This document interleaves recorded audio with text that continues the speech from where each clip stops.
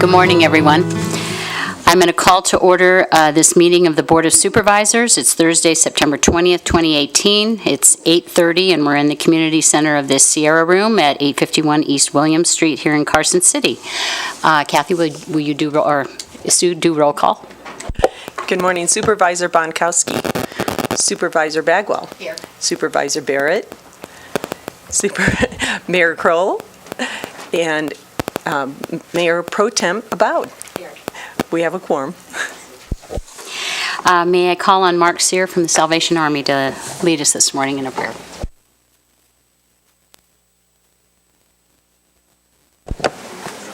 Good morning. Let's pray. My Heavenly Father, we come to you with thankfulness for the blessings you give us. We thank you for our city leaders and their faithfulness. We ask you to be with them and bless them. Be with our law enforcement, our firefighters, and our city employees as well. We ask that you fill them with your wisdom and strength. Guide them as they serve us and unite them together as one voice for what is best for our city and its people. Give them courage, vision, wisdom, and truth. Father, we pray these things in the precious name of Jesus. Amen.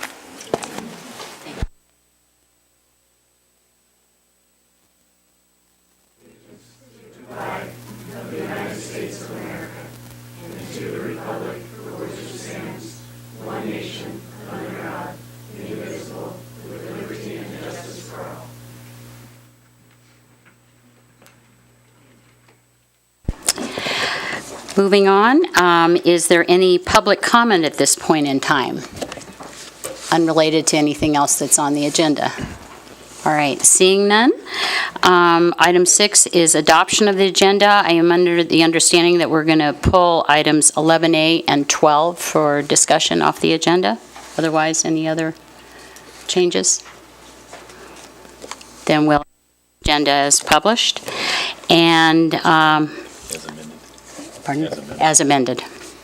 And now we're going to step down to the front of the podium here for a length of service award.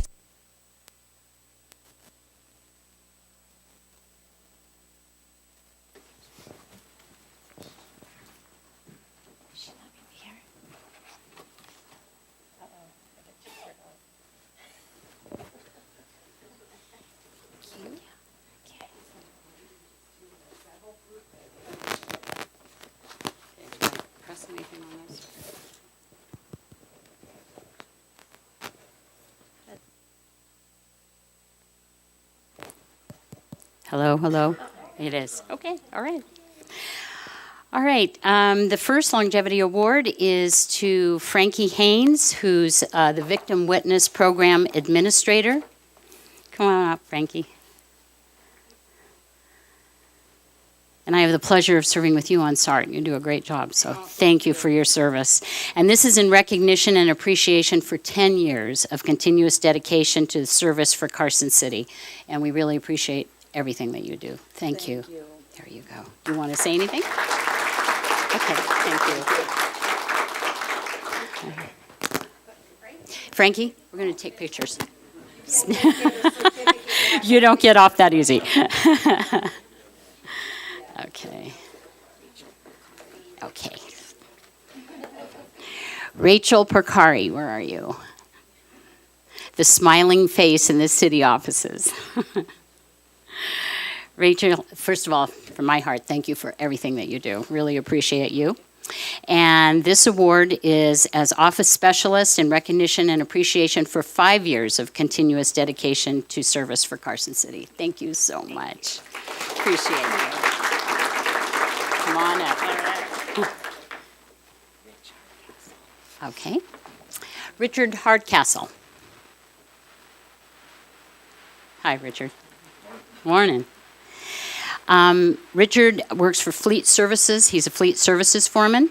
And this is in recognition and appreciation for 10 years of continuous dedication to service for Carson City. We really appreciate everything you do. Thank you.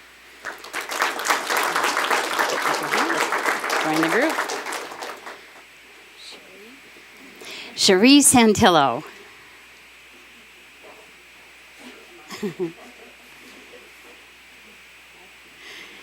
Good morning, Cherie. It's with pleasure that I present this to you as administrative assistant in recognition and appreciation for 20 years, that time went by fast, of continuous dedication and service to Carson City. Thank you so much. There you go.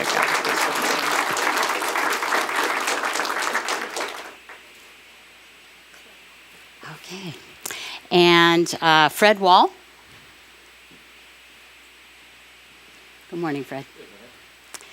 And it's with pleasure, as captain, that I present you in recognition and appreciation for 25 years of continuous dedication to service for Carson City. Thank you for everything you do. I don't know how you do what you do. Thank you. Thank you. Appreciate you. Thank you. Come on up. Thanks.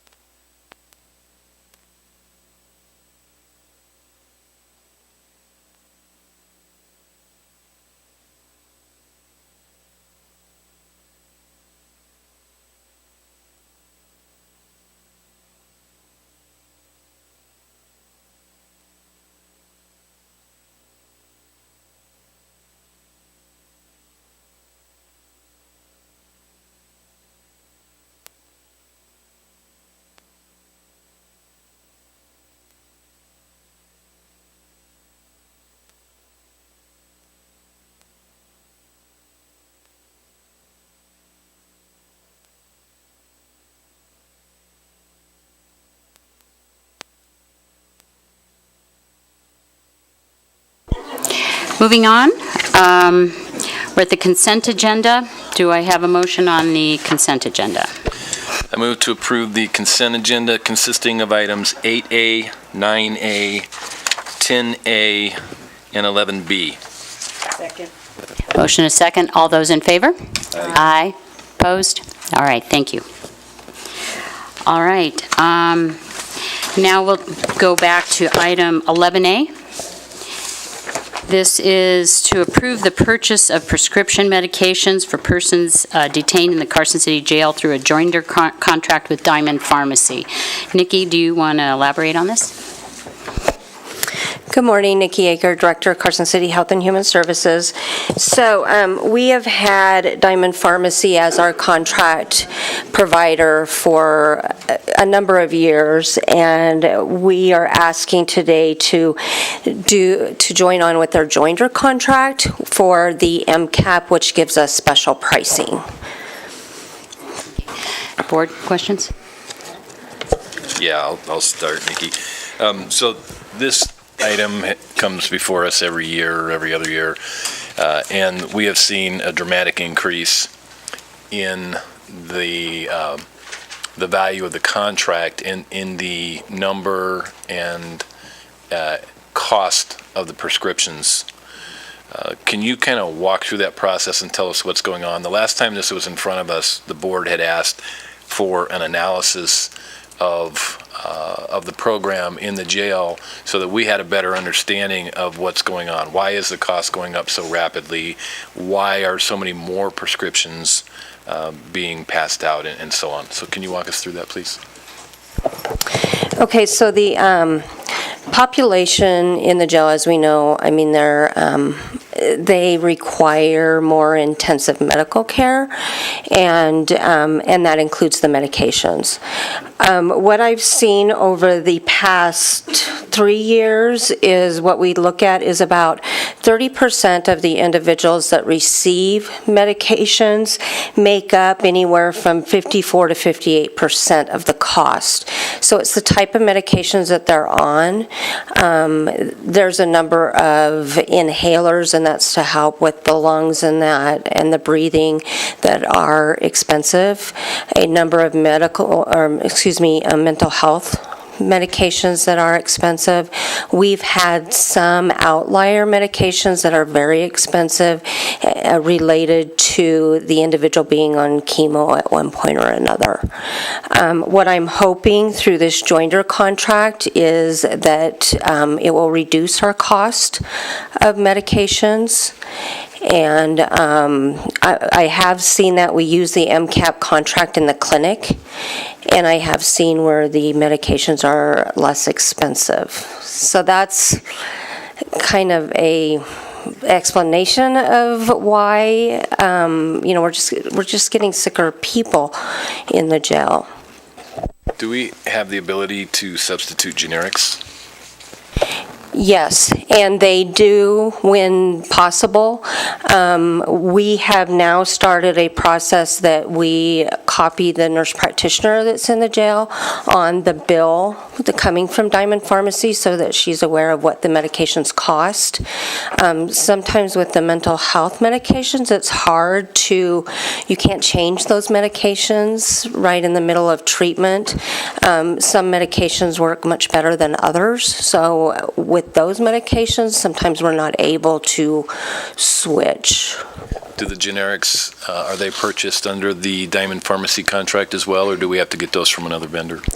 All of the medications that we give are under Diamond Pharmacy unless it's a very emergency medication such as we need something right now, but that doesn't happen very often anymore. And so looking at the trends, and you've kind of gone over the last 3 years, where do you see this expense going? Are there any mitigation measures that we can put into place that would help? Just kind of give us an idea of what we're looking at in the future. So the mitigation that I'm working on, hopefully this joinder contract will help. And then also, like I had mentioned just recently, we're including that APRN into the process so that she's aware of the cost, and where able, then she can look at different medications that may be less expensive.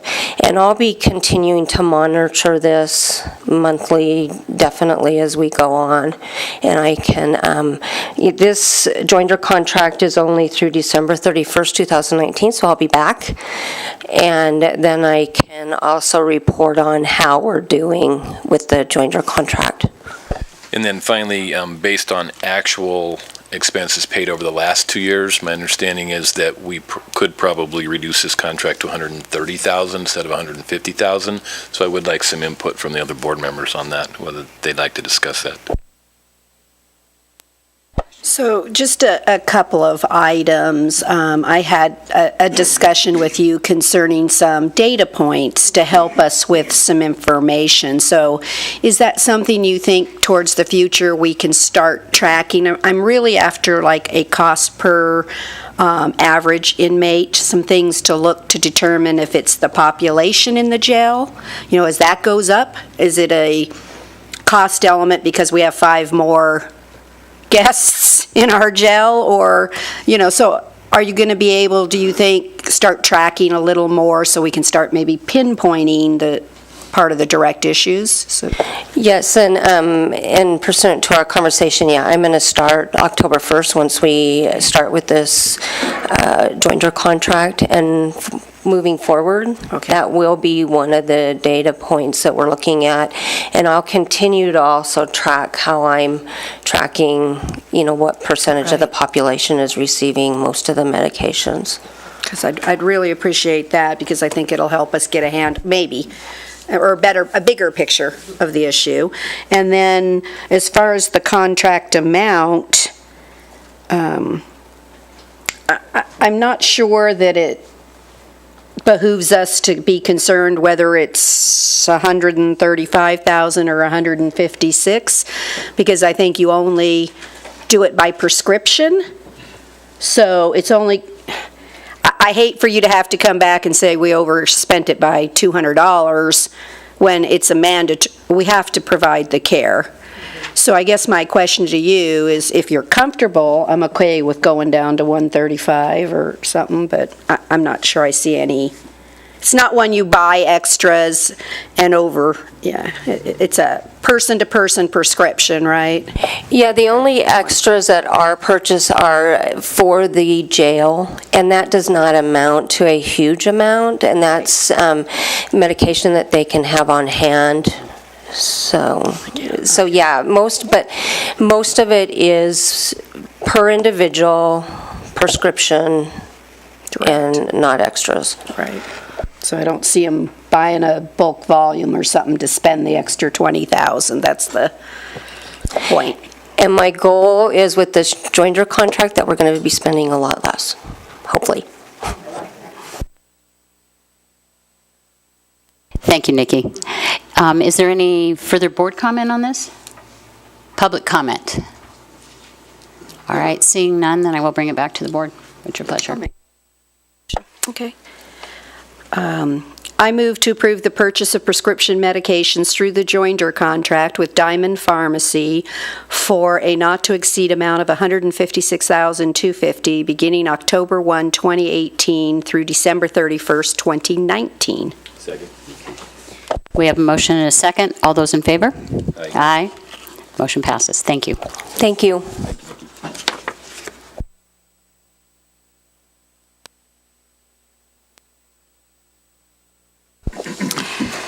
Now going to item 12A, to adopt a resolution pursuant to NRS 277050, approving the intent to lease approximately 2,330 square feet of the Carson City Sheriff's Office to the State of Nevada's Public Works Division as the leasee in the Department of Public Safety's Highway Patrol Division.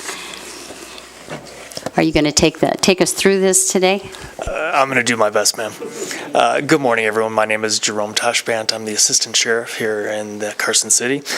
Since August of 2015, the Sheriff's Department has leased about 2,300 square feet out to the State of Nevada Department of Public Safety Highway Patrol in a collaborative win-win type of situation where Highway Patrol is working out of the Sheriff's Office.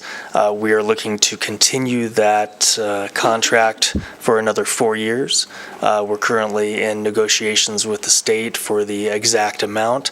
Per the NRS, we have to come to you with a resolution, a public notice, a public notice in the newspapers, and then a public hearing comment period, not less than 2 weeks later. And then we can talk about what the final contract looks like at that point. I'm available for any questions. All right, so by what you're saying, the lease amount per square foot, which is extremely low, is being discussed. Yes, ma'am. Okay, thank you. Brad? Brad, I had asked for this item to be pulled since it was on the consent agenda because I wanted to have a discussion about it. The initial lease, which was for 3 years, had no accelerators in it. In other words, there was no increases in the rate during that 3-year period. This version of the lease also has no annual increases or biannual increases. At the time that we did the original lease 3 years ago, the rate was at or slightly below at what would be considered market at that time, but now it's at least 50% below what would be considered market. So I understand the process that we have to go through where we approve the resolution of the intent to lease, and I don't have any issue with that. But I just want to put on the record so that you have something to guide you in your negotiations that I personally am looking for something that's in that $1.50 a foot full service with at least biannual increases. And this is pretty standard for buildings and grounds to negotiate at the state level. So we shouldn't have a whole lot of pushback on it. There's no place in Carson City that Highway Patrol is going to be able to go to get a better location at a better rate. It's just not out there. So I just want to make sure that we're maximizing the revenue that we can get and still be fair. It's a great cohabitation between the Sheriff's Office and the Highway Patrol. I'd like to see it continue, but I want to make sure that we get you guys as much revenue as we can. Absolutely. Thank you, sir. I appreciate that. And just as a comment, if my memory serves me right, I think we also let them move in where we didn't charge them for a while before we got that initial lease put together. So I think the city's been very accommodating, and I agree with Brad that it's a good mix there. I think it's good for the Highway Patrol and it's good for Carson City, so I certainly support the intent to lease, but we definitely need to shore up the dollar amount a little better. I absolutely agree. It's a very unique relationship, and it's been very positive, and I do appreciate the feedback from the board. Thank you, Jerome. Any other board comment? Any public comment on this?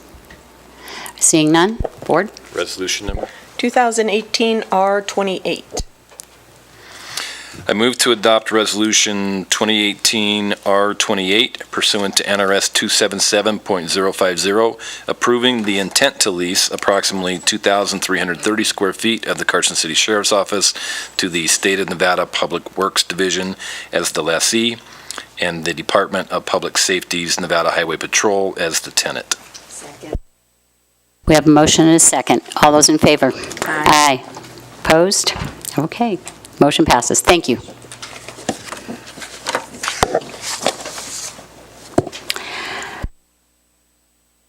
Moving on to item 14A, to approve the purchases of radio equipment, including replacement radio parts and accessories through a joinder contract with Motorola Solutions, etc. James, you're going to take us through this one. Good morning, Supervisors. James Jacklett, Operations Manager, Carson City Public Works. This item will allow us to effectively purchase replacement radio equipment and parts from Motorola Solutions and Harris Corporation through Daily Wells, their exclusive distributor, as budgeted in both the Fleet Radio Equipment Fund and in accordance with various department requests as anticipated. Brad, did you have questions? Hi, James. We approved in the CIP quite a bit of money for radio replacement. Can you tell us where we're at now, assuming that this item is approved? Where are we at in that total replacement program now?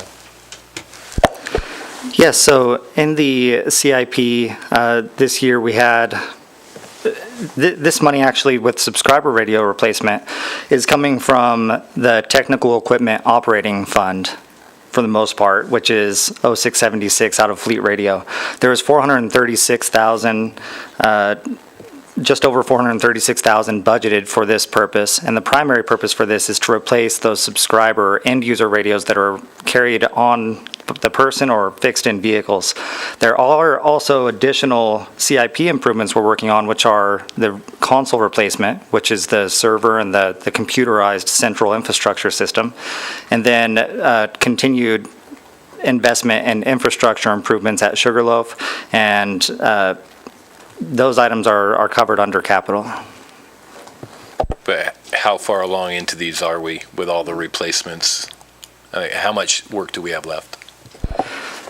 Yeah, so there is quite a bit of work left. Where we've been, just an update to previous items, we were watching regional partners, meeting with them. We were watching the Nevada Shared Radio System, NDOT, NV Energy, and Washoe County Communications. We're trying to see where they were going to go. The NSRS, which is collectively NV Energy, NDOT, and Washoe County, they went with and selected Harris Corporation through their RFP process. They're still in the midst of negotiating their purchasing agreement. In the future, I would anticipate that if it can offer better than a 30% discount that we're getting through the LA City joinder via this, that we would look to join with them. So right now, the region around us is Motorola and Harris. What I'm trying to do is make sure that for every solution, for every end user, we're evaluating the best possible equipment, commoditizing it as much as possible, and delivering what they need without just buying the most expensive thing just because it's what we prefer to use.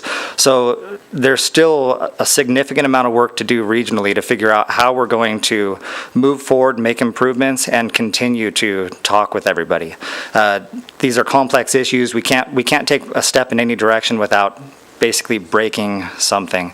So a lot of team building, a lot of work with our regional partners. This year I was successful in getting 3 additional repeated frequency licenses that we're working to activate, and that should add the needed capacity and redundancy that we need. The CIP request that I put in last year, we weren't, of course, able to get all the money that we requested. I'm competing with general fund and the other requirements. So at this point, we're doing everything we can to evaluate solutions and see if we can turn that on and activate that functionality at the lowest dollar amount. That's causing us to be creative. I was set back. In June, my communications technician resigned and went to Washoe County. In August, middle of August, we brought a new communication tech on board.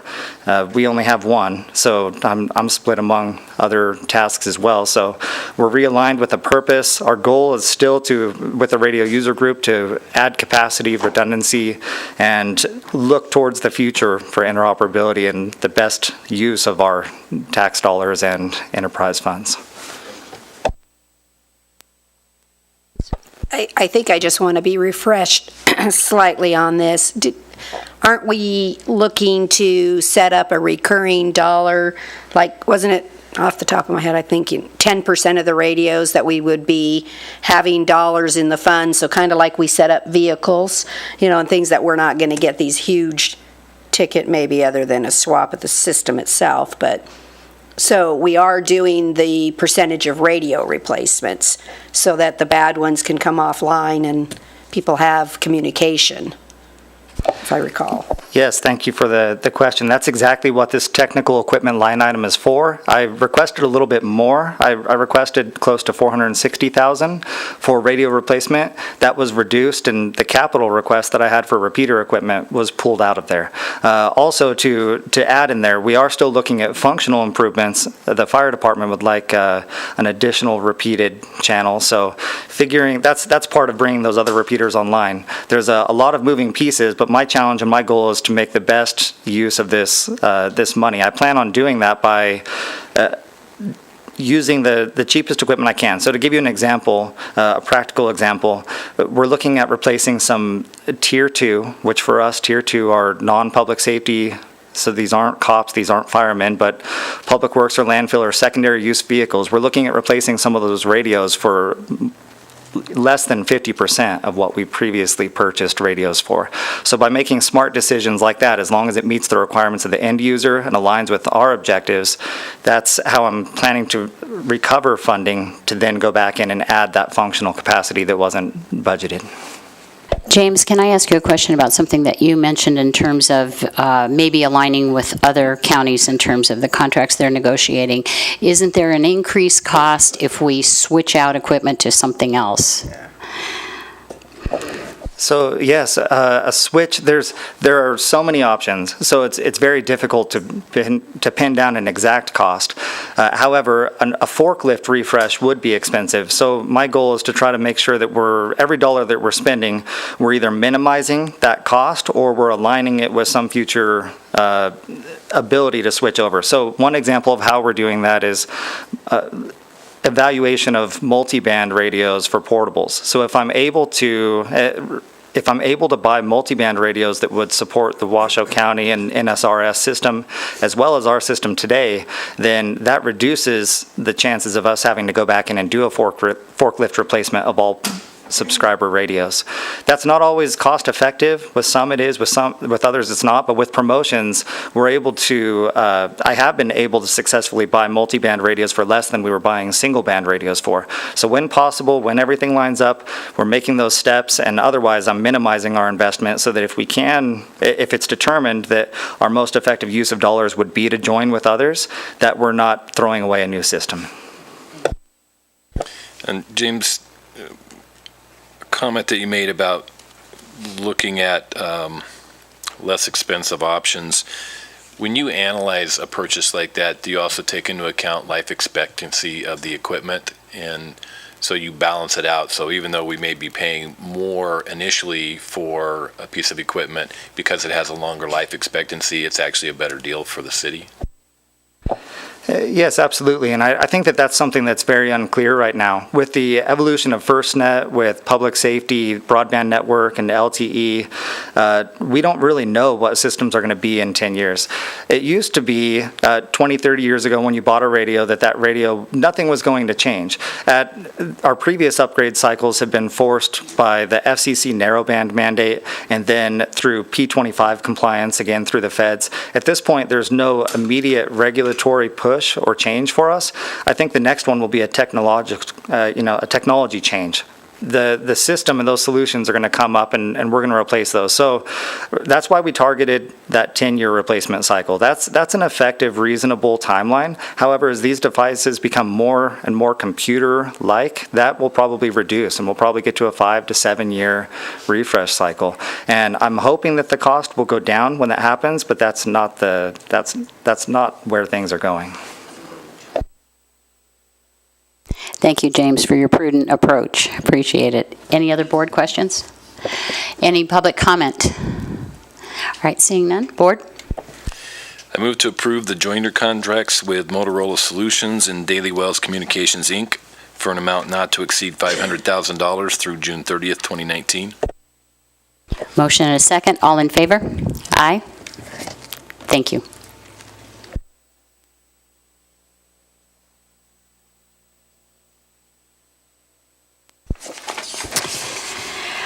On to item 15A, fire, to accept and place the business impact statement on file with the board with the finding that proposed changes to CCMC Title 14, Chapter 14.02 do not impose a direct and significant economic burden on a business and/or do not directly restrict the formation, operation, or expansion of business. So Dave, Iris, are you going to take us through this?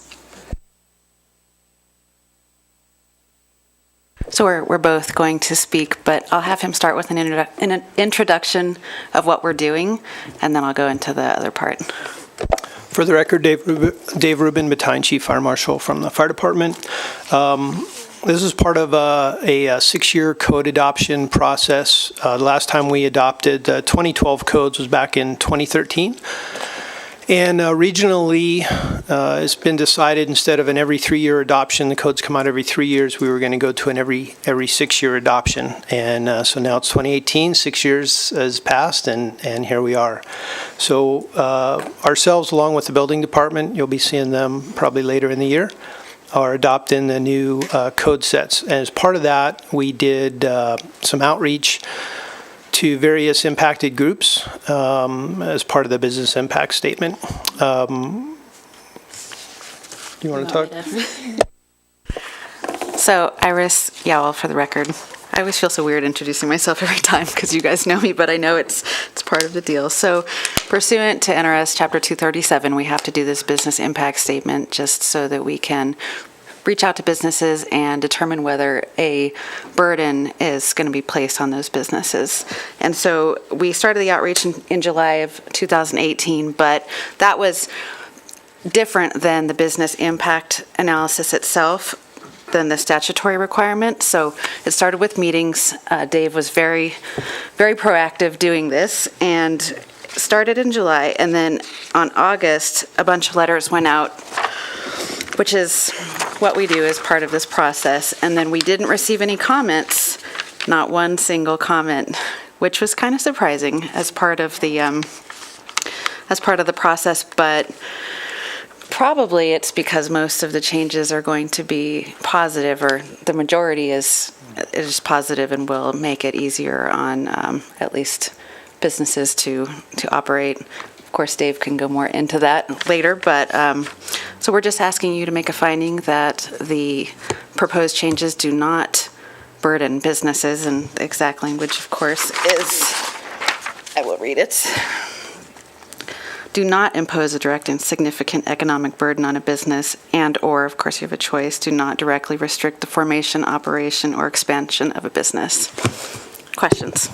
And one thing I'd like to add, there's no proposed fee increases or new fees or anything like that. There are some new operational permits required by the new codes, but we don't charge for them.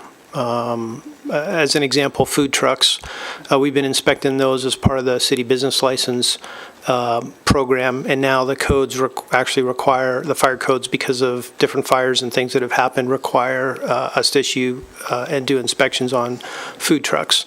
So we'll do that and issue them a permit, but there's no fee. We don't charge any fees. So there's no, we're not raising any of the existing permit fees for construction, and we're not imposing any new fees. We were just being really cautious in this business impact statement, just to make sure that, as Mr. Rubin was saying, is that there aren't any fees that are going to be increased at this time, but it's possible in the next 6 years that could happen, in theory. So a lot of times that would be the basis for a burden to be imposed on a business. And so that's why we did the business impact statement. And so the actual implementation of the regulations don't cause a burden either? I mean, by adopting it, they don't have to go to some stricter standard that means the piping that used to cost $1,000 for a house now costs $2,000? Is there no impact on? No. None? Oh, okay. Yeah, I had a similar question to Lori's. Not for existing business, which is the way this is worded, and I think where we have to make the finding, but for residents, I think that there's an impact that could have an additional cost, and certainly for new construction, there's going to be some additional code requirements that I think will add cost to a project. So, I think that we can make this finding, but on this item and the next item, I'd just like to put on the record for the public's benefit that there could be some impacts coming forward that they're going to have to be aware of, and they're going to have to deal with going forward. And I was talking to the chief earlier before the meeting, and this is all about trying to find the balance. So we have an obligation for public safety, but at the same time, we have an obligation not to overregulate or overburden residents and business. And for me, it's very difficult to try to find that middle ground between the two. And so that's my concern. And on the next item, there's a whole list of things that we'll go through and talk about that kind of relate to that. But as far as the business impact statement goes, I understand where we're going with that. So thank you. And my only question is, with regards to remodel and retrofit, what that expense will be going forward, because that's always a surprise, especially, correct, to comply to a new code and that sort of thing. So any comment with regards to impact as it relates to that? Dave Rubin, I can't think off the top of my head any changes that would impact any residential remodeling. How about commercial business? I can't think really of anything off the top of my head. There's stuff related to, things that are different from the last code. There may be some in there. The book's pretty big. But I can't think off the top of my head any substantive significant cost changes. And just remember, there was so much notice out to businesses and potentially affected parties, so we didn't receive any comments, and so there is that legal basis to find that it doesn't impose the burden. My only comment to that is sometimes people don't realize the pickle they're in until they're in it. Totally understand. So. Right. Any other board comments? Any public comment with regards to this? Seeing none, I'll bring it back to the board.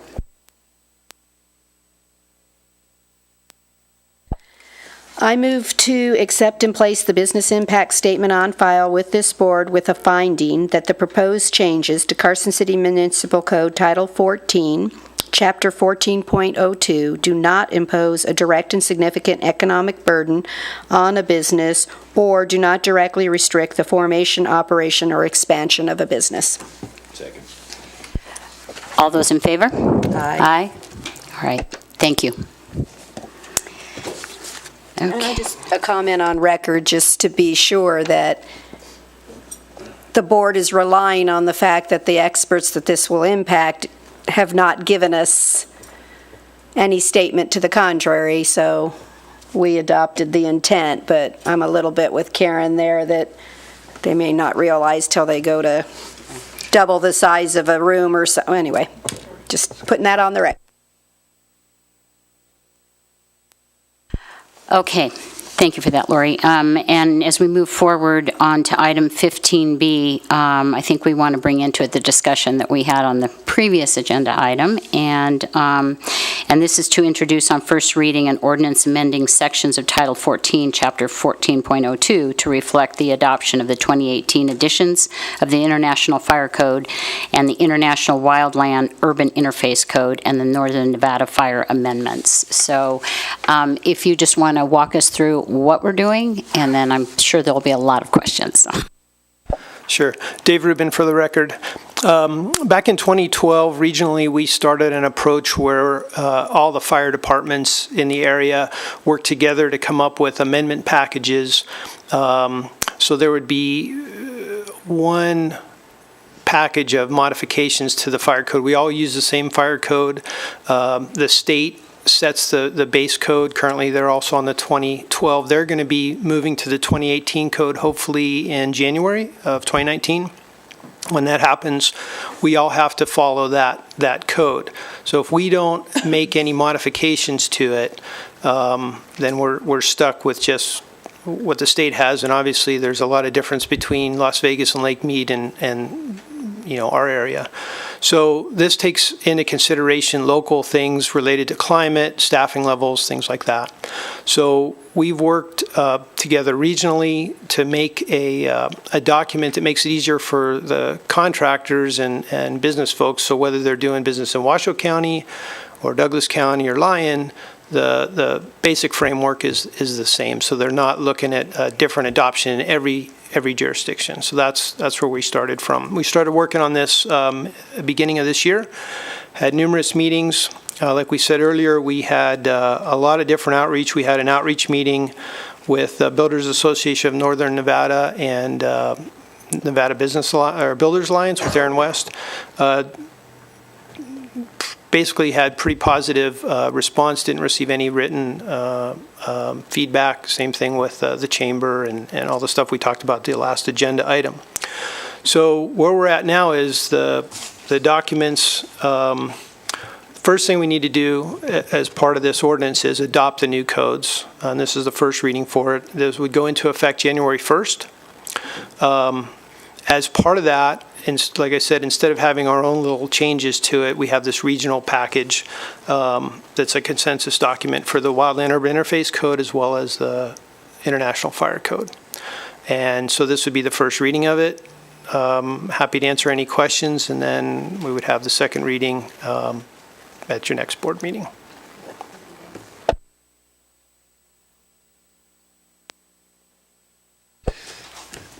Nancy, did you want to go over the changes that you requested first?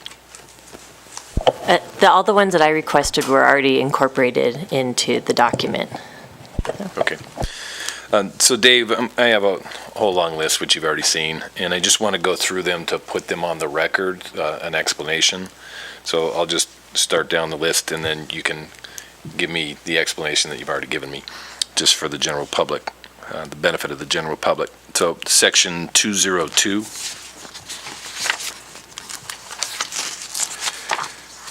Which is on the first page, I believe. The height in the definition of a high-rise building is being lowered from 75 feet above fire vehicle access to 55 feet. Can you walk us through what the thought process was for that? Sure. Like several other items in here, that's actually in state law, in NAC 477.283, the state fire marshal adoptions of the state code. and that is an outcome of the MGM fires and the other high-rise fires in the early 80s. So the state appointed a governor's committee, and at that time, for a variety of reasons, decreased the high-rise height from 75 to 55 feet, and has been that way in state law ever since. So there's that, along with some other items in here in the amendments. We mirror state law, and while we don't like to duplicate other statutes, we're trying to put the most commonly used things in this, so when contractors can look at one place instead of having to look at 6 different places. So that's why it's in there. And this will also relate to location of firefighting equipment rooms within a high-rise, the height of a building? I'm not sure I understand your question. So there's a requirement in the fire code that a fire equipment room, supply room, is built into a building above a certain height. And so is that a different section of the code, or does that also go with the 55-foot height limit? So by dropping the height from 75 to 55 feet, all the high-rise requirements, whether it's backup power, fire equipment room, anything like that, are triggered over 55 feet. Okay, my next item is section 308.4.3. And that is portable outdoor fireplaces. So this would prohibit the use of a portable outdoor fireplace within 15 feet of a structure or combustible materials. And my concern is that there's a lot of residential properties that have decks that have barbecues or fire pits on them. And so I just want to have an understanding, does that prohibit the use of these devices on a deck or within 15 feet of the structure being the house? Or is that something that is just not really enforceable in the code? Kind of both. So obviously, we're not out being the fireplace police. The consensus of the committee was to eliminate it because it was difficult to enforce, and the fact that if you were to go buy one of those portable fire pits from Lowe's, they always require that they're not operated on combustible surfaces. So anything that you're using is supposed to be used with the manufacturer's instructions. So if you're operating on a combustible deck, this kind of duplicates the fact you're already violating the way the manufacturer said to use it. So if there is a fire hazard of it, if we got called to the house because you have 10-foot flames coming up and you're using this thing on your combustible deck, we already have the authority to tell you need to put it out. So it kind of duplicated that, and that was the committee's feeling. So do you think this is more of an educational part of the code? Because the reality is that that's exactly where people are going to use them, is on a deck. Yeah, so when we go out, if we were to get a call at your house because your neighbors called because you had big flames and you're using this on your deck, we're not issuing you a citation or anything. It's just it's an education thing. Dave, should there be something added in there, at least in projects that I do up at the lake, they're required to have at least a cage screen over any fire pit so that, it doesn't completely eliminate, but it does mitigate any sparks. If they're in a wildland urban interface area, the WUI code already requires that, and most of the ones I see at Lowe's or Home Depot or any of those places do come with a mesh screen over them. The next item is 507.3 fire flow. Subject to approval of the fire authority, the required fire flow is not available. For fire protection, an automatic fire sprinkler shall be installed. So this gives the fire department the sole authority to require a sprinkler system if they determine that there's not adequate fire flow. Or am I not reading that correctly? Nope. The amended section in the amendments just mirrors what's in NAC 477, same thing where we have to mirror it.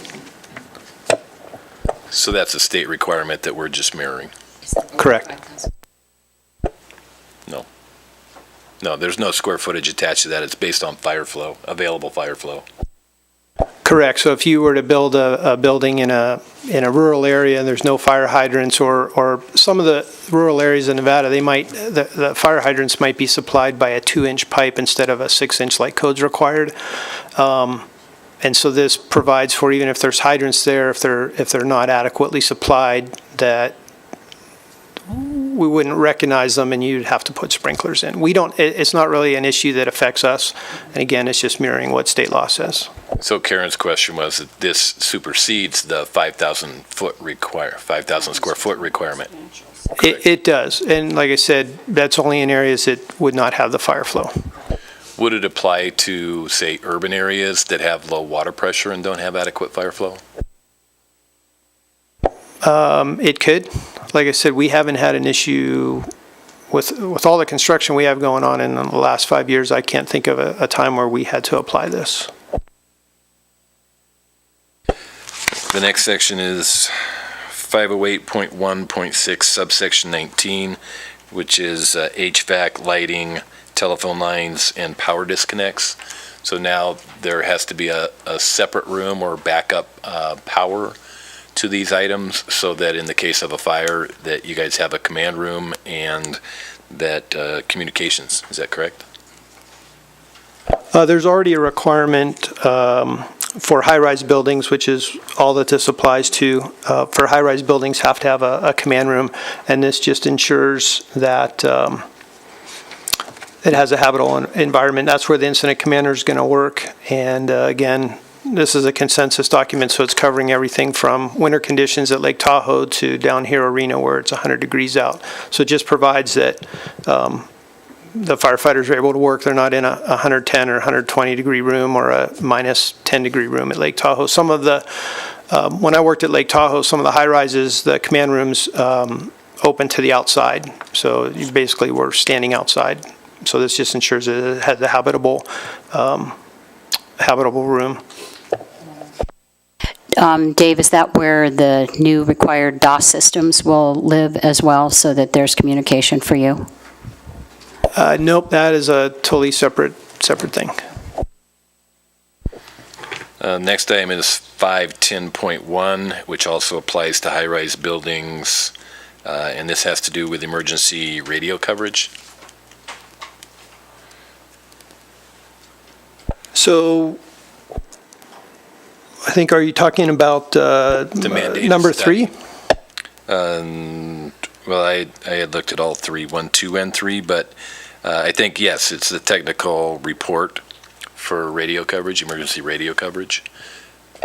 So this applies to any new building, and like Supervisor Abald mentioned, this is something we weren't faced with. It actually was first put in the 2012 codes when we adopted them, but we didn't have any construction going on of large buildings, so we didn't run into it like we have in the last few years.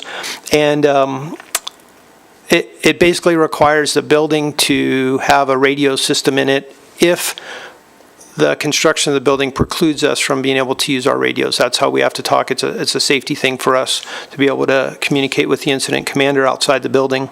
And some types of construction just kills the radio signal. So if that's the case, this just provides that the radio use in the building has to be as good as it is outside the building. So we don't make a business owner, if there's no radio signal outside the building, we don't make them put it inside. So we just have to have it as good as is outside the building. And there's already the ability for us to require a technical report for virtually any subject that we run into. This is just specifically to radios. The next item is 901.11, which is on page 17. Allows the fire department to issue citations and fines if too many false alarms are received from a property, and that's in current code, isn't it? It is. The modification was actually brought forward from Reno. In our municipal code, we already have the ability to charge for false alarms. Reno did not, and this was generated from, think of your long-term weekly rental hotels, motels, and people are smoking in the hallways underneath smoke alarms or smoke detectors in the hallways, and it sets off the alarms. So it's not really a false alarm because the system worked correctly, but it's behavior issues of the residents are causing false alarms. So this was a way they were trying to address that. We already have it in the municipal code, so it doesn't really impact us one way or the other. Next item is 903.2.1.2, which is on page 18. And this will require sprinkler systems in all casinos, no matter what the size of the casino. And again, that's a state law thing under NAC 477283.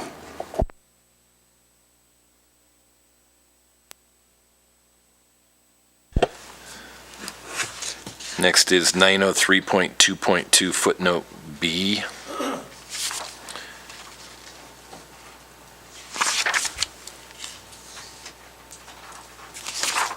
If I can find it. Is that on Can't- page 20? Yeah.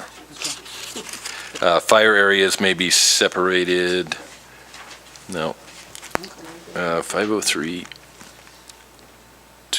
I'm on it, Brad. Okay. So what that is most houses are built under the International Residential Code. If a house is built under the International Building Code, it has to be sprinklered. The exceptions we have are only for the International Residential Code. So most houses are built under that. If it's over 5,000 square feet, we require sprinklers. So some folks with larger houses in the 7, 8, 9, 10,000 square foot homes, which we don't have that many, but occasionally we get them, don't want to put sprinkler systems in at times. And so they've tried to use parts of the regular International Building Code to create firewalls to create separate fire areas, because the way we measure the square footage in a house is by fire areas, without getting too deep into the weeds on that. It's basically the under roof area. So when you build firewalls, there can't be penetrations in it. You can't have your trusses go through it. There's all different kinds of things that complicate construction. So some of the departments around here, including us at one point, accepted that as an alternative means and methods to not have to put in the sprinklers. The problems we ended up with in construction were very complicated, and while we tried to explain those to the contractors and the property owners early on, sometimes they have to figure it out for themselves. And it just created a lot of problems, and so we've stopped accepting it as an alternative means and methods. I can't think of any house that started down that road that didn't end up just putting the sprinklers in, because it ended up being cheaper than all the construction-related things they had to do for the firewall and all the associated things, like if you have HVAC duct running through it, now you have to put a fire damper in. It's quite expensive, and folks don't really realize that. So we wanted to put that in there so when contractors are looking at it, it's clear to them what the intent is, and we're trying to avoid delays in construction, basically. Dave, will this also apply to commercial properties? And the other instance that I can think of, say you have a 4,500 square foot house and you're going to do 1,000 or a 1,500 square foot addition to it, which would obviously trigger the sprinkler system. Could they construct, would it pertain to that, or could they still construct a firewall for the addition so that it doesn't have to be sprinklered? So the table that we're referring to only refers to buildings constructed under the IRC, so it doesn't affect commercial. That's a different table, and people that build commercial properties already understand all the different firewall things, and we don't have any issues there. And the Chipotle building in town that was built, I think last year, is a good example where they did that. Addressing your remodel question, if you had a 4,500 square foot house, sprinklers wouldn't be triggered until two things: you're over 5,000 square feet, and also it's over 50% addition. So if you're just adding 1,500 square feet, it wouldn't trigger it. Next is 903.2.3, requires fire sprinklers in all daycares with 7 or more children and who are open between the hours of 12 a.m. and 6 a.m. Again, that just mirrors the state law.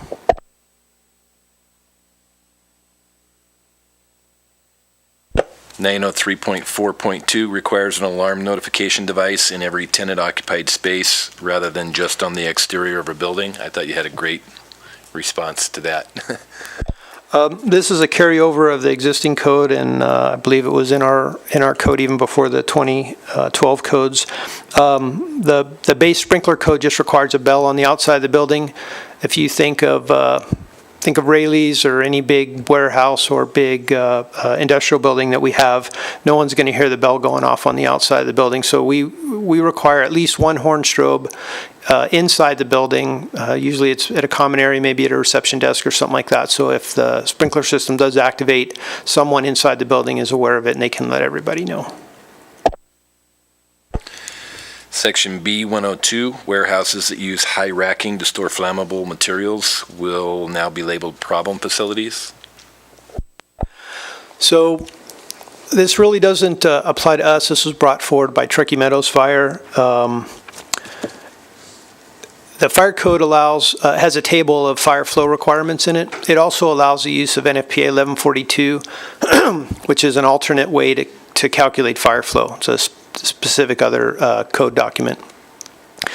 In that code document, it specifically, within the scope, addresses what types of building NFPA 1142 can be used for, and it excludes certain ones. They were having some issues with large warehouses, think like Apple, Switch, big million-square-foot places that are being built in areas that don't have adequate water infrastructure, and the 1142 is being inappropriately applied, so they asked that be put in there to clarify the language of the intent of NFPA 1142, which is a referenced document. Thank you. Section B105.2, minimum fire flow requirements are doubled and reduced flow rates increased by 50%. So the base codes make an assumption that all buildings are sprinklered, whether it's a house, a building, and most of them have a very low threshold for sprinklers. That isn't the case here locally, and in the past, the fire codes and state fire code have allowed a 50% reduction in fire flow requirements if the building is sprinklered, assuming that the fire is going to be kept small or maybe even put out. The new codes reduce that. They're given a 75% reduction in flow.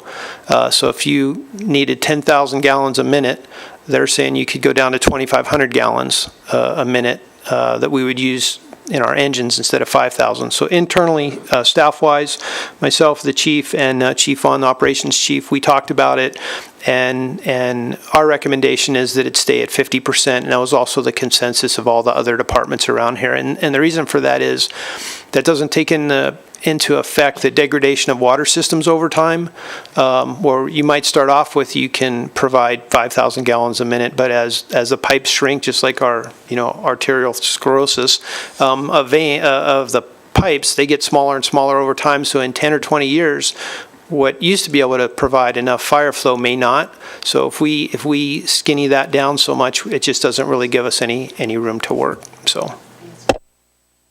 Dave, I just bring this up just because I've experienced this, and since this is a document that affects Douglas County as well, how are they dealing with the lakefront homes and the fireboat? Because that's been an ongoing discussion about how much water pressure. Well, I would fully support the city buying a fireboat for our Lake Tahoe properties. I know the fire chief would be right there with me on it. What Tahoe Douglas did is purchased a fireboat, and they're using that as an alternative way to provide the fire flows for those lakefront homes, because there just isn't the waterfront or the water infrastructure to support it. So that's and that document I mentioned earlier, NFPA 1142. There's some other ways that we can provide alternatives to just a regular underground utility and fire hydrant system. So does that fireboat have a beer cooler?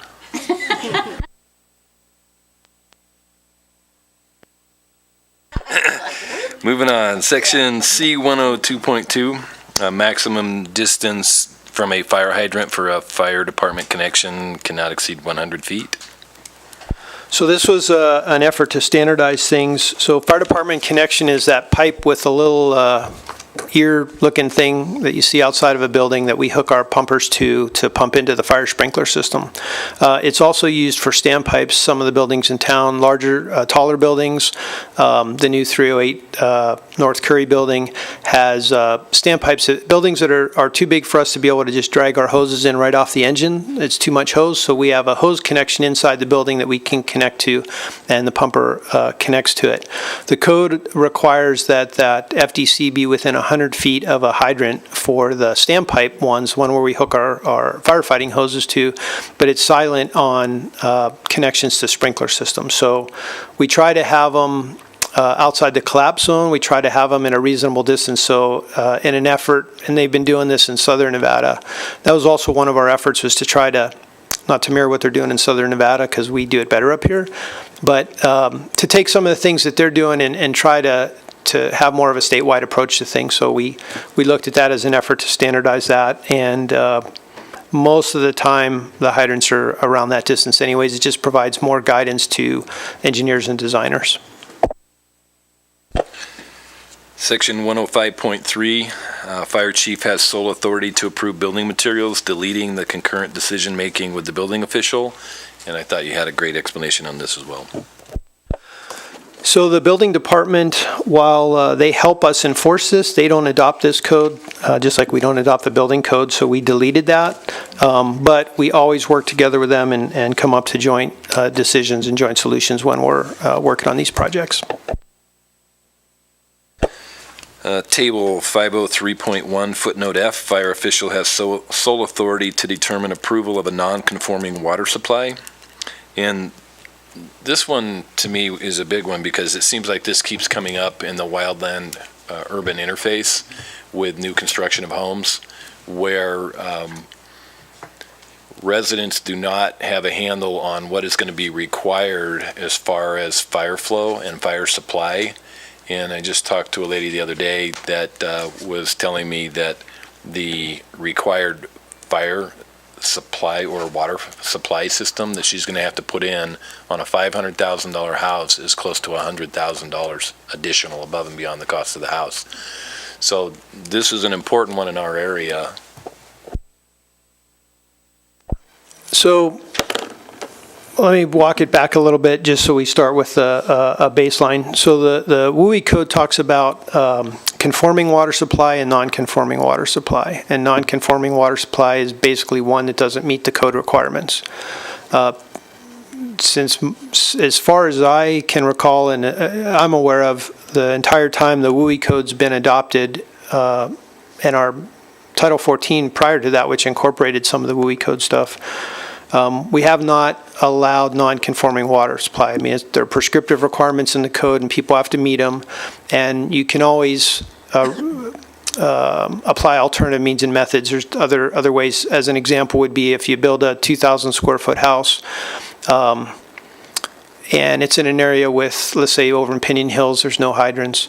The prescriptive requirements is 1,000 gallons a minute for 30 minutes, 30,000 gallons of storage is what the code requires. We allow someone to sprinkle their home in lieu of having that stored water there as an alternative means and method, and that's pretty commonly what happens. So we don't allow non-conforming water supplies to begin with, right? That doesn't, and it's in there because of politics. The codes are consensus documents as well. But if you have a water supply, you know, we have to follow what the code says for what that is. So the footnote you're talking about, the code provides for there's a provision where if you increase the defensible space to 1.5 times whatever's required, so let's say you had to have 100 feet of defensible space.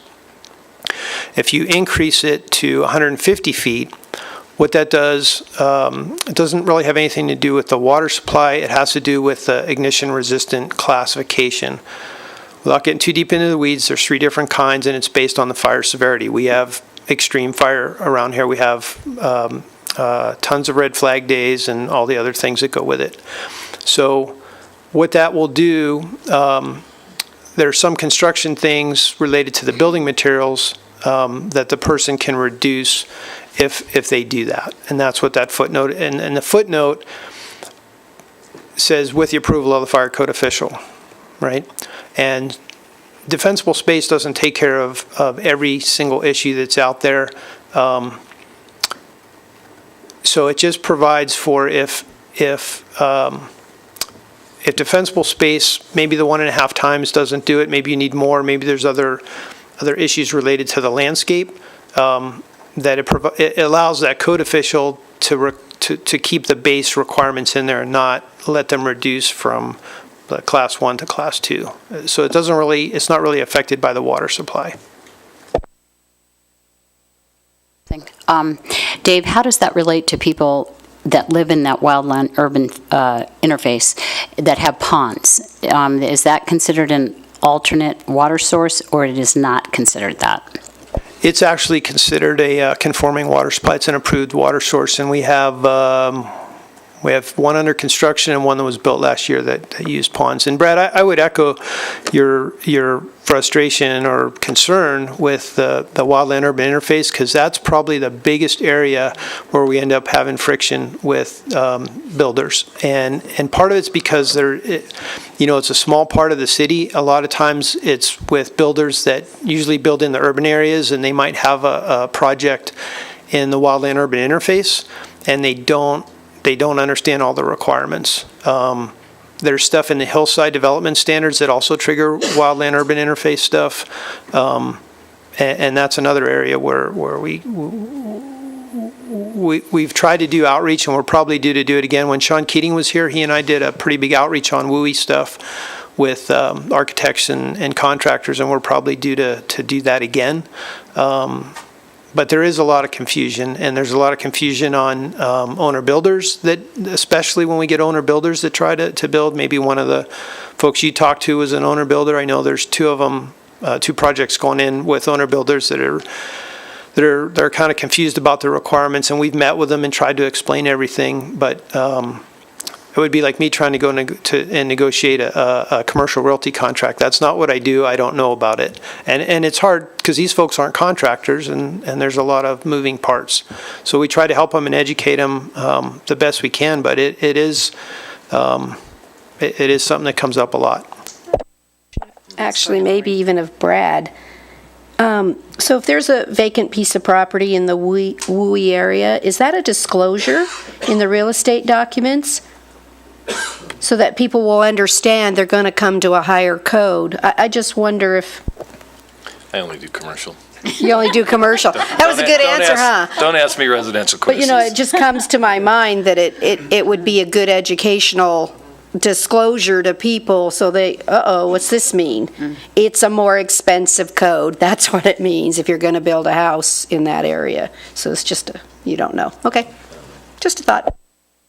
Well, I can answer one thing, Lori, for you. I know the folks that we run into that end up buying the property and then coming to see us after they've already engaged an architect or a contractor did not know anything about it. And unfortunately, it's something that their realtor should be doing on due diligence. And I mean, it's on our website. It's on the city's GIS website. The WUI boundaries are shown. We try to put as many handouts on the building department website for construction in the WUI areas. So, I mean, we try to just paper everything we can to have the information out there, but people don't always do their due diligence.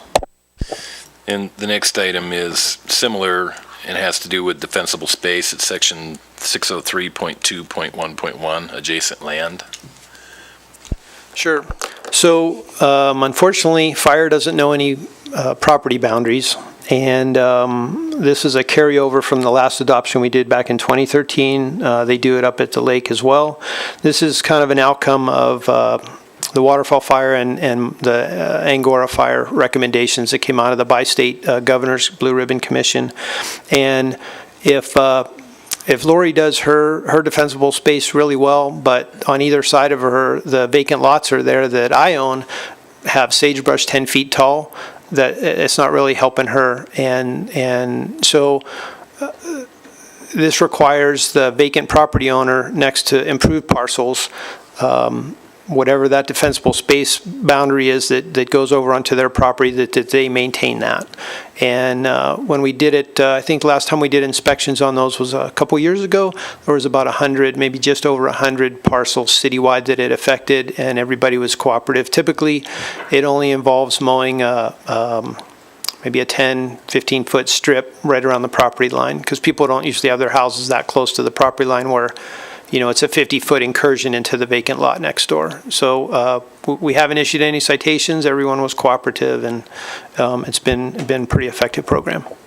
Right, and you did answer that that everybody's been cooperative, but I'd like to follow that down that path a little ways. If someone is not cooperative, then what is the process? Like, how far down this road would we go if somebody refuses to cooperate, or they refuse to spend the money to enforce the defensible space? Well, I mean, certainly we would work with them as much as we can. The last thing we want to do is have our staff tied up in court. And I'd say 99% of the time that we're successful in education and helping the folks. There's other alternatives. We would maybe if they were elderly or indigent, we may be able to help them with some city resources as a partnership. There's lots of different things, but in the end, the municipal code does give us the authority to cite them and take them to court to enforce the action. And I would turn over to my colleague to the right to continue that conversation. The mean one. He summed it up really well. A citation would be issued, and then we would just go through the court process. And then hopefully at that point, the person would comply, because at that point, it's pretty serious. I mean, it's always serious. You need defensible space, so hopefully they wouldn't get to that point. But So the process would be the same, say, as the nuisance ordinance? it would be similar. It's the same process as far as citation. Then they would have their arraignment and plead guilty or not guilty, sentencing if they pled guilty. If they pled not guilty, we would go through a bench trial. It's kind of it takes a little bit, but it's a good process. So let's just hope everybody remains cooperative. Absolutely. I'm to my last one. 604.5 non-combustible areas. This one surprised me, because what it states is that you cannot use any combustible materials within 5 feet of a structure. And so that includes landscape bark, fencing, pine needles, things of that. I had no idea, frankly.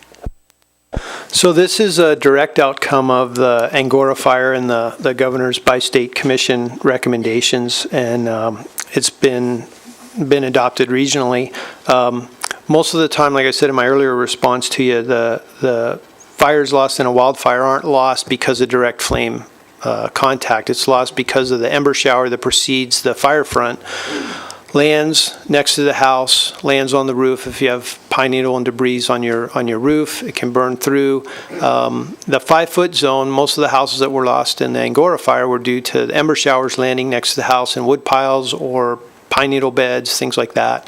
And the fire starts there, burns up the wall, goes into the attic space under the eave where there's eave vents, or into the foundation vents, and starts the house on fire. So this was a way to not have pine needle straw right up against the house, not have bark mulch right up against the house. And actually, the Living with Fire folks that you see once a year when we come for Nevada Wildfire Awareness Month, the UNR Cooperative Extension, we did a test. It was 08 or 09 maybe, I don't remember exactly which year, out at the airport where we burned about 8 different types of bark mulch, or different mulches. And bark mulch is bad. It catches fire really easily. So we're not saying we want it to look like prison and have raked sand or anything like that. There's other alternatives, from rocks to DG to other non-combustible landscape stuff. I'm certainly not a landscape expert. And it doesn't mean you can't have plants there. You can certainly have your petunias or whatever it is that you want. They just have to be irrigated and well watered. We just want to avoid having that 5-foot band of combustible material that embers are going to land in and set the house on fire. Great. I want to thank you for your patience with all my questions. It's been very educational for me, and hopefully very educational for the public. Dave, thank you. You did a great job, and Iris as well. Is there any other board comment with regards to this? Just in general, you indicated that a lot of this was to bring it into compliance with the NAC. When was that adopted? So was that like 2 years ago, 3 years ago, and this is just a big catch-up of that, too? No, it's not to bring it into compliance with NAC, it's to mirror some of the NAC requirements so they're in the document. It's easier for contractors to find, if that makes sense. It just helps to indicate that there probably isn't a lot of impact potentially to construction because they already had to comply with the NAC, right? So maybe that will help me understand why we can say there isn't an impact. Well, because they're already complying with 80% of this. I mean, I guess that's what I'm after is are we doing anything more stringent than the state code that would actually have an impact? Just the one, right, where we're not going to reduce the 75%, we're going to keep it at 50, but we're doing that as existing code. I'll try to answer your question. The contractors already have to follow the NAC, that's state law.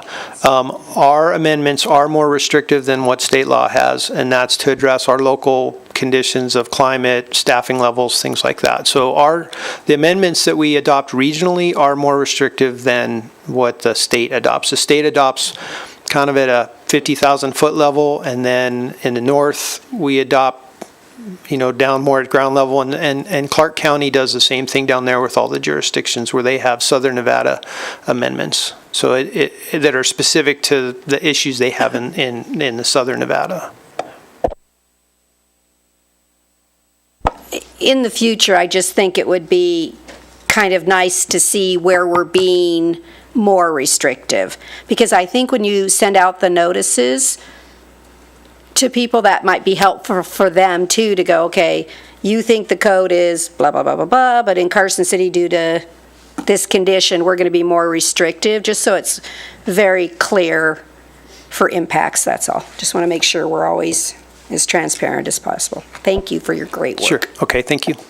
One more comment in there. Okay, and I just want to say I appreciate the collaborative approach, especially with our area around here and wildfire danger and so forth. I think it was comprehensive in terms of the look that was taken to it.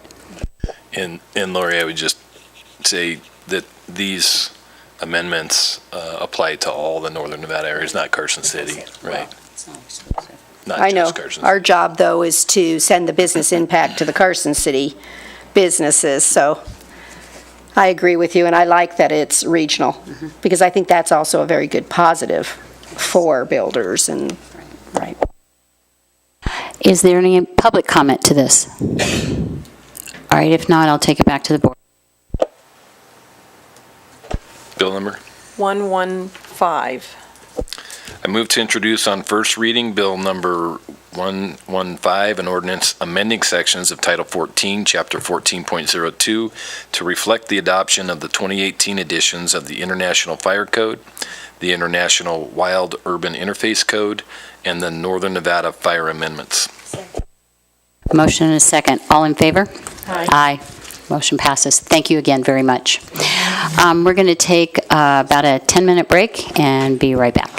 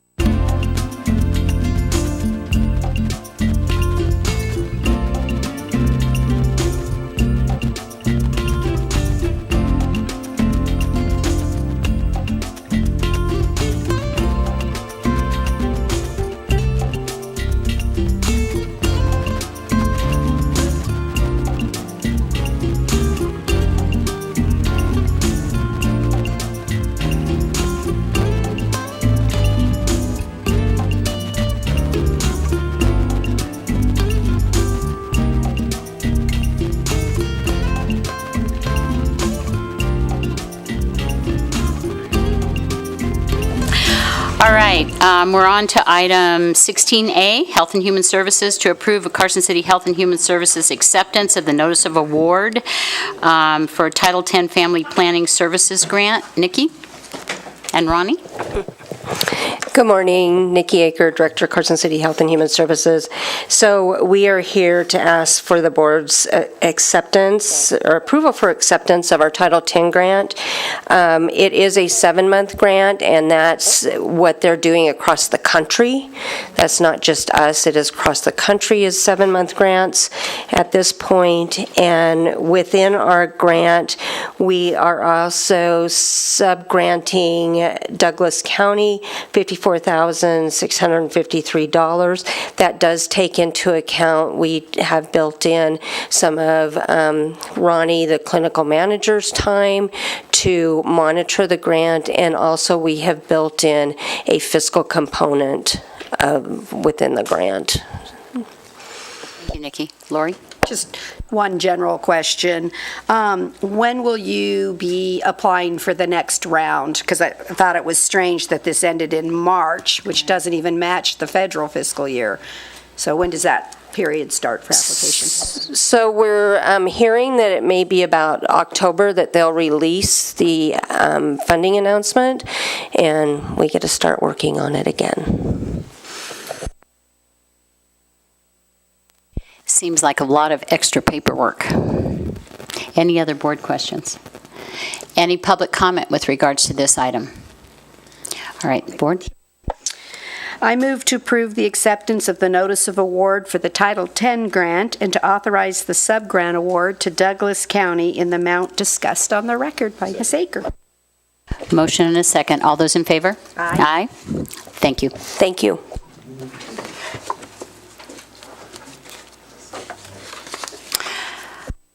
On to item 17A, for possible action to approve an amendment to the land use map of the master plan to redesignate a 3.94 acre parcel of land from industrial to community regional commercial on property located at 1588 Old Hot Springs Road.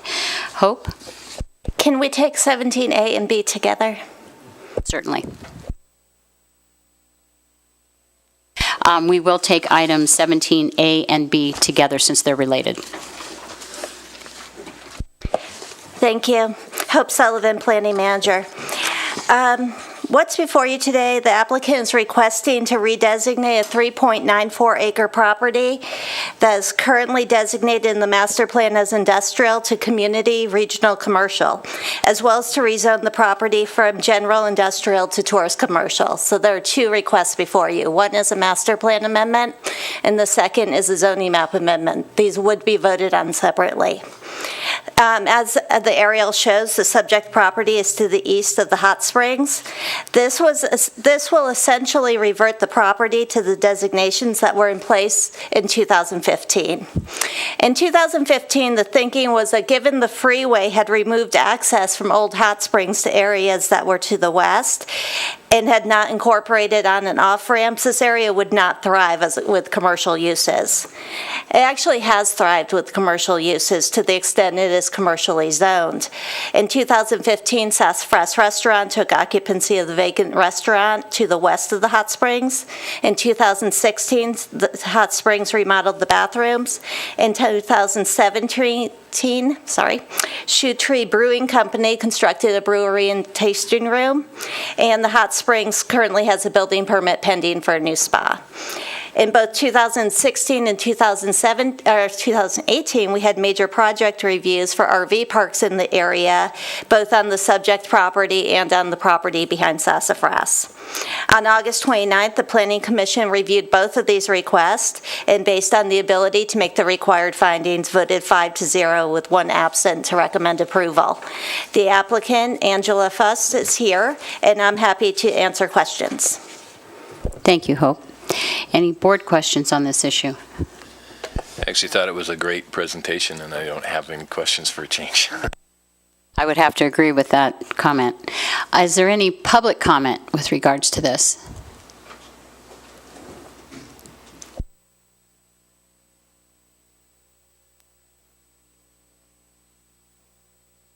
Good morning.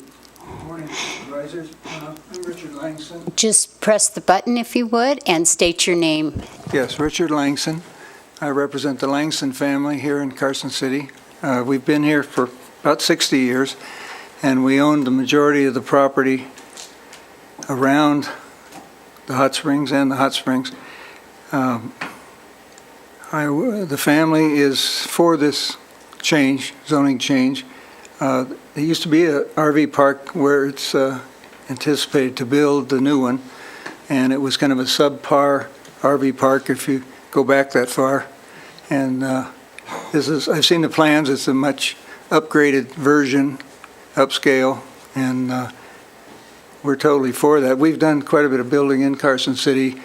You may remember the Parkway Manor, very nice apartment project. So this would complement the area, and I think it's a perfect use for the property. Thank you very much. And thank you.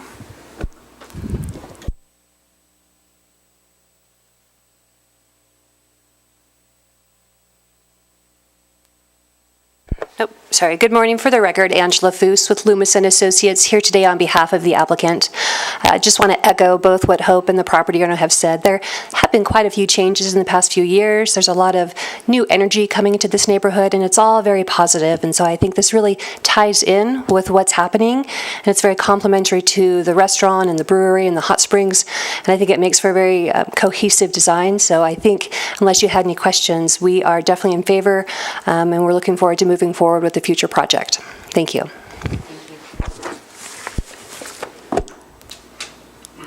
Any other public comment? All right, board. I move to approve an amendment to the land use map of the master plan to redesignate 3.94 acres of land from industrial to community regional commercial on property located at 1588 Old Hot Springs Road, assessor's parcel number 008-123-23, based on the findings contained in the staff report to the Planning Commission. We have a motion and a second. All those in favor? Aye. All right. And do we want to take 17B? Yep. Bill number 116. I move to introduce on first reading Bill number 116, an ordinance approving a change of zoning from general industrial to tourist commercial on property located at 1588 Old Hot Springs Road, assessor's parcel number 008-123-23, based on the findings contained in the staff report to the Planning Commission. We have a motion and a second. All in favor? Aye. Thank you. All right.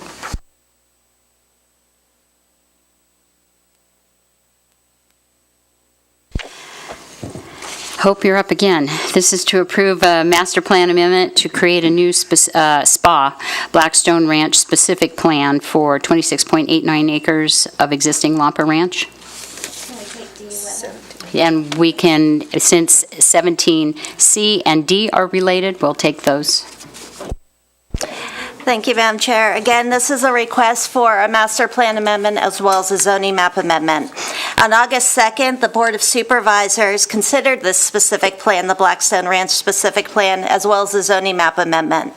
During that review, the Board of Supervisors recommended a modification to the Planning Commission's recommendation concerning the master plan. Specifically, the Board of Supervisors suggested that there be public secondary access to the site, whereas the recommendation of the Planning Commission was that the secondary access could be emergency only, provided the level of service at the intersection of Railroad and Salomon met city standards. Because the Board of Supervisors made a recommendation different than the recommendation received by the Planning Commission, the matter was referred back to the Planning Commission only for the item that you modified. The Planning Commission agreed with the Board of Supervisors that it was a good idea to have 2 points of access, and to be a little more specific, what the board said was initially that secondary access could be built to a lesser standard, but at the time of build out it needed to meet city standard.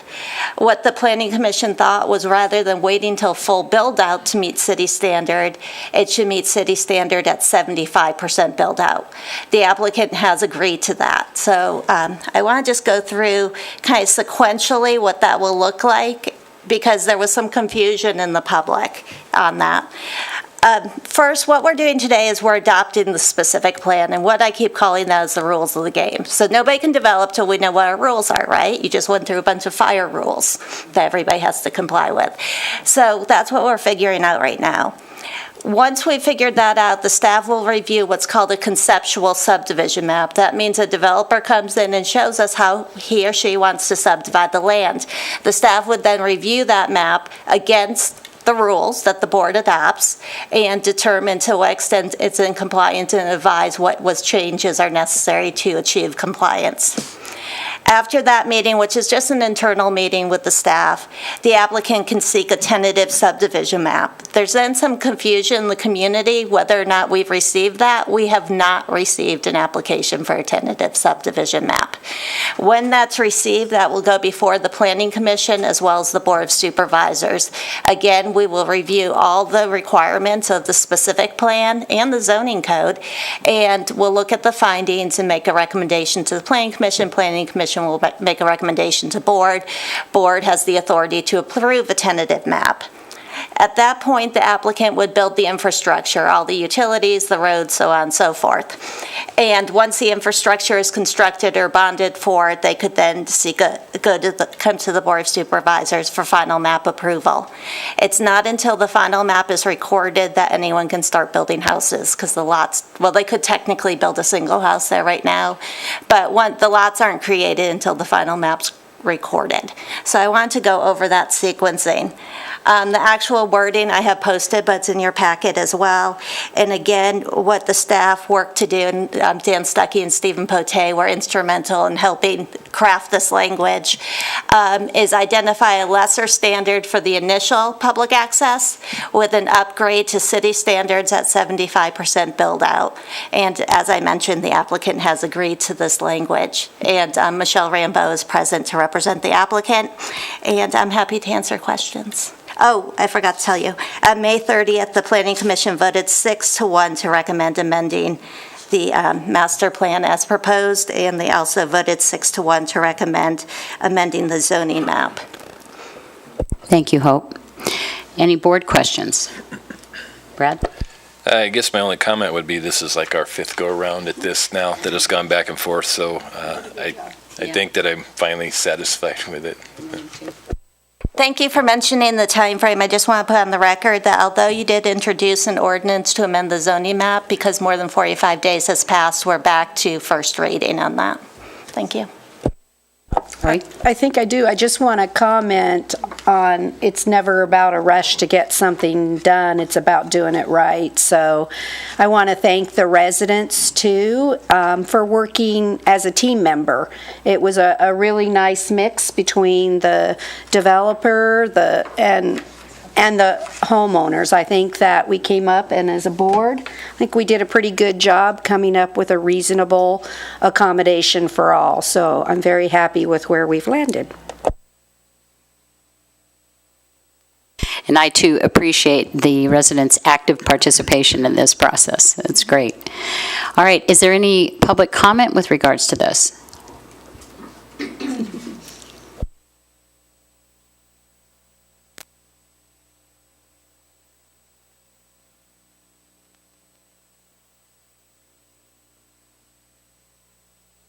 Just press the mic and then state your name. I pushed the button.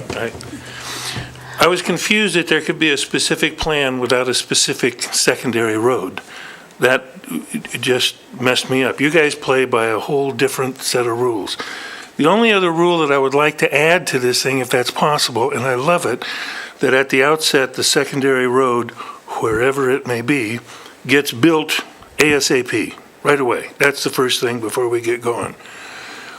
And I understand that you're going to use Railroad Drive to get into that pasture to build wherever that specific road is, that second road.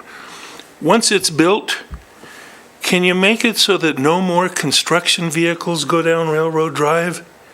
So that there are no dump trucks going down there, no bulldozers going down They use that secondary road. Can we do that? Is that a possibility? I believe that that's something that would be addressed when the tentative map application is submitted. It would be a condition to the tentative map So- Let me ask you this then. For you guys, is this unreasonable? It's not? I don't know until we know where they're going to Right. put We'd the have to secondary road. Yeah, we'd have to see the application for the tentative subdivision map first. Right. Okay. Well, at least you are aware of my bias and my hope. We're tuned in. Thank you for your... I think that what you will see is the same process when the tentative map comes in that we have gone through here, and that everybody's going to have a chance for public input, and all the parties will come together to come up with a reasonable solution. Thank Rick, you. would you put your name on the record for us, though, just so that it can be recorded? Just state your name. Okay. Do I speak it or do I write it? I'm Rick Riondo. I go by Old Rick because I'm a little cranky. It's not easy being a curmudgeon, and you need to know that. I spell Riondo, R-I-E-N-D-E-A-U. Thanks. You guys very are really much. patient. I am very grateful. This is all new to me, and I have been coached here some. Thank you. Oh, button.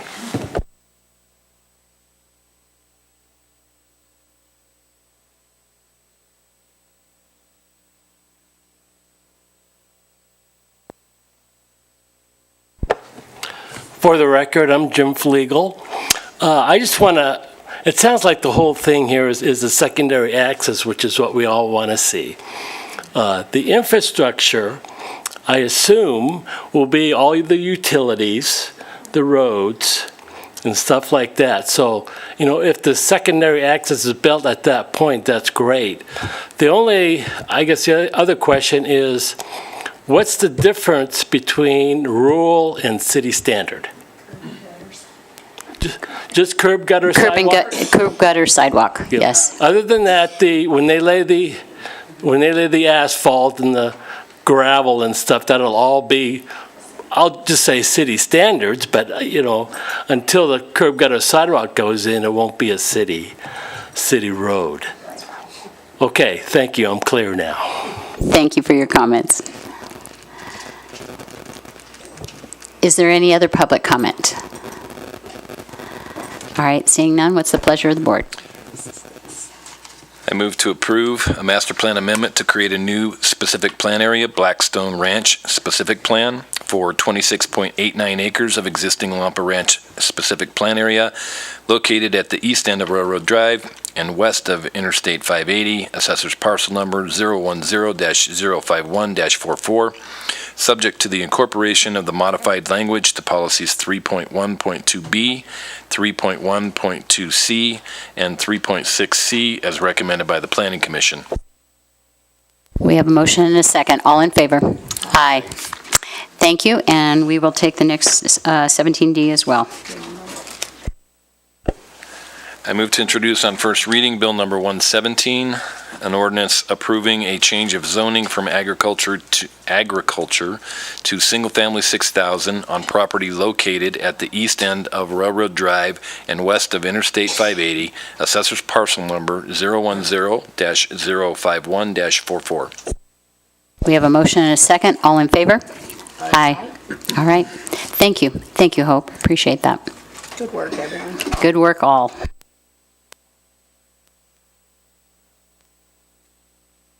Last up, City Manager. Nancy, you're going to present your report?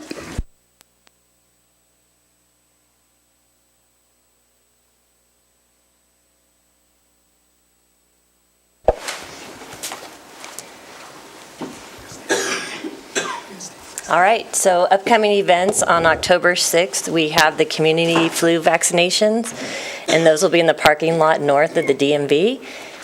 October 27th, which everyone probably knows, is Nevada Day 2018. And then on November 9th, they're doing a dedication of Battleborn, a memorial to Nevada's fallen military. And this this ceremony will be held on the Capitol grounds outside of the Nevada State Library and Archives at 10 a.m. Nancy, are we trying to do, just so people know, the Friday on a Curry Street grand opening and event?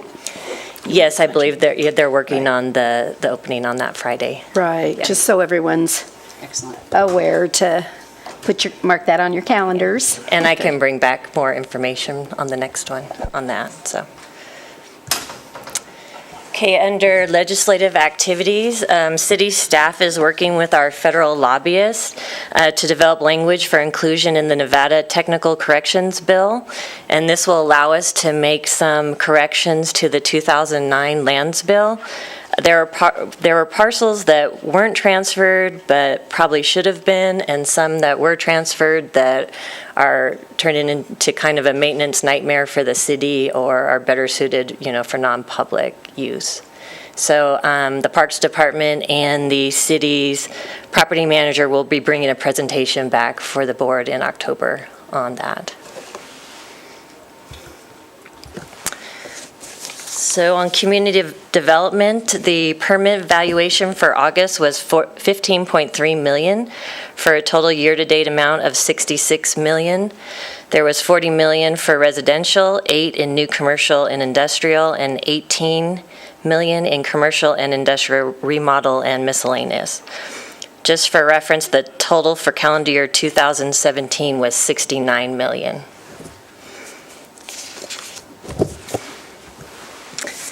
And then on the residential permits activity, for the month of August, housing permits issued included 11 single-family detached and 60 multifamily. This is a total of 194 residential permits for the calendar year, with 2017 being 140. Nancy or Lee, that 60 multifamily permits is part of the project behind Fandango, which is 372 total. Do they still anticipate pulling all those permits this year?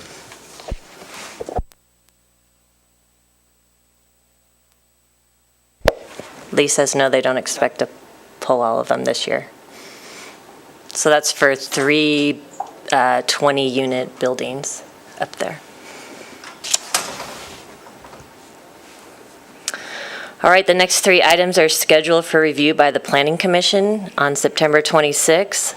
This is a tentative plan for a hotel at West Appian Street and Patrick in South Carson.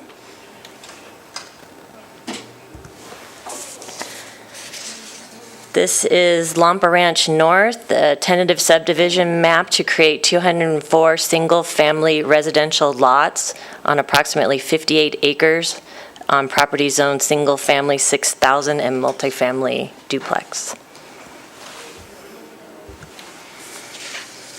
This is a tentative subdivision map to create 18 condominium hangar units at the Carson City Airport. This one is a building permit under review for a Chick-fil-A in South Carson, I think close to Highway 50. And then this is a building permit that's under review for an O'Reilly Auto Parts store on Highway 50 East.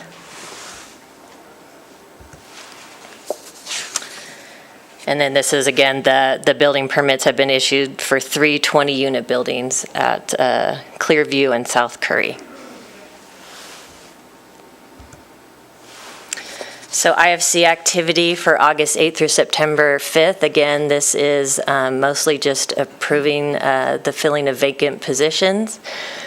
Supervisor Bagwell had asked me to, we're still trying to work on a report, exactly how to report that, but I did run the job postings that were still open, and there's 5 right now that are still open, and then the other ones are just in the various processes of, hiring, interviewing, and that, so. And then items coming out of the Capital Projects Fund and the undesignated. The first one is we approved the repair of the City Hall parking lot on North Plaza and East Proctor. That was to address property damage and safety concerns. I don't know if you've been in that lot, but it's very hard to maneuver, and narrow, and the spaces aren't large enough, so that will be $20,000. Okay. Yeah, I think there's been probably some door dings going on over there. So the next one is a repair to the linear ditch pathway. Right now it's currently closed due to safety concerns, and that will be $10,875. And then the last one. Nancy, I oh, have sorry. a question on that. It looks like some of the erosion is being backfilled with dirt and not sand or gravel. I'm just wondering why that's being done and it's not being done with the same materials that the path was originally constructed with. We might get back to you, but Jen might have an answer. Thank you, Jennifer Budge, Parks and Recreation Director. I'm actually kind of confused because we haven't started the project, so we haven't So maybe done any farther- backfilling or repairs. So, well, maybe it's farther up the lineal path then, because it's in the part that's open south of Rattlesnake Hill. Okay, we can look at that section. The section that's closed right now is between Fremont and the freeway, and that's the section that will be repaired with those funds that are identified. But I can check into the other section and wonder if we have some helpers working on it that we're not aware of. Yeah, because I'm not aware of any other or backfilling or any other activities on that path. Thank you. Okay, the last item is to replace landscaping at the senior center. This is the last step in the project to repair the structural damage that occurred at the senior center on the eastern portion, and that's going to be $16,958. So Nancy, how much then would we have left in the break fix after you approve those? You know what, I'll have to email you that because I forgot to get that information from Sherry. Sorry. And there was also an insurance claim on this, so is this also covered under the insurance, or is this, so will there be a reimbursement down the road on this, or is this coming out of our pocket? It's coming out of our pocket. I don't believe we had received any insurance reimbursement on this. It was a discussion item to try and get insurance, and we got told no, right? Right, that Yeah. they didn't provide It wasn't, coverage, yeah. right.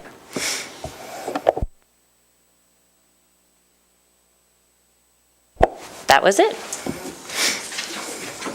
Thank you, Nancy. All right. We are on to non-action items. Any future agenda items? Any board reports? Anything? And just one comment, there was an affordable housing forum last week. Lori was there as well. And I was one of the panel members at that discussion, and I kind of felt like the public that was there did not hear the message that was being relayed at that forum, which is that there are no easily attainable fixes to affordable housing. I think a lot of the feedback that we got from the public was, you're the government, just fix this. And Lee was also on the panel. And I think that the message that was trying to be relayed was that it's not that easy. This is a very complex issue, has to do with multiple parties that have to work together. And although there may be an opportunity for us to sit down and work together, there's no real easy solutions other than the government stepping in with some big subsidies. But that's not the feeling that I got. That was the message that got taken away from that. So I'd be interested in feedback from people to see what they took away and see if I just am misreading them or not. I think one of the takeaways that I got from the forum was there was several residents that thought we had a project on Brown Street and it could just get accomplished to meet some of this. So I'm not so sure we don't need an educational discussion on some of the properties that we have available that Carson City has to be able to offer properties for development that could be for workforce housing. And so I think they just, in their minds, have had Brown Street, and like you said, we should just do it. And it's more complicated than people recognize, and so I think we have some educational aspects to do. I would just like to add to that, I'd like the state to be part of the conversation as well, because it's a statewide problem. Mm-hmm. It's not just Carson City, and they need to come to the table and all need to work together, because you're right, it's going to take everyone working together to try and arrive at a solution. Well, and the public should be aware regarding the Brown Street project that that would require eminent domain, and I'm not sure that there's many people that want to go down that road. I think they didn't realize, and so I think they just thought all along with NHRA, Rural Housing Authority, that there was a foregone conclusion and that we dropped the ball. They didn't realize there's some property owners that want to keep their property. So I agree with you.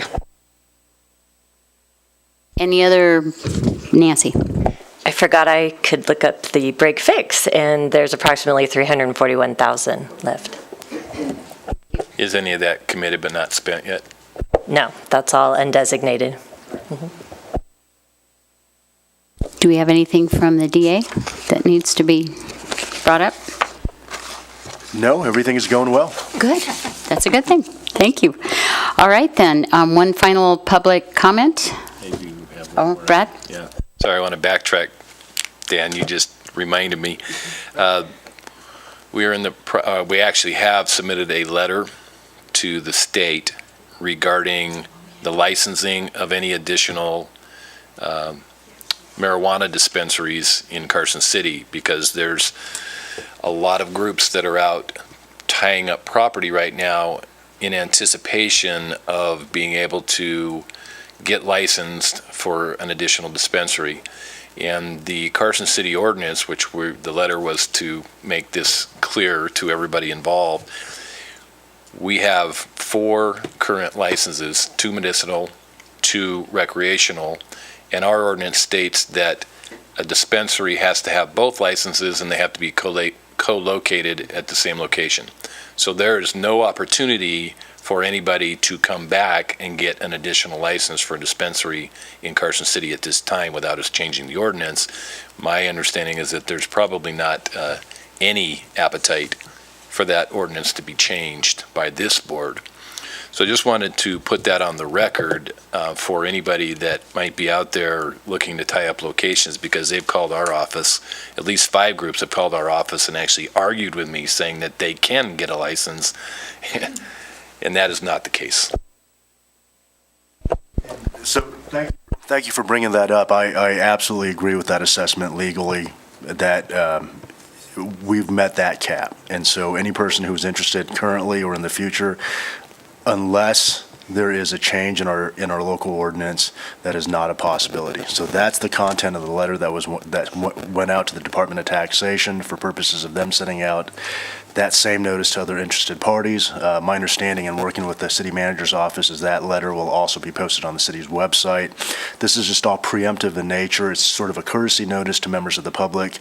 It's for full transparency and to let everyone know, if you're contemplating doing this, don't waste your time, don't waste your efforts, and don't expend resources on it, because it's not going to happen here in Carson City unless there's a change in local ordinance.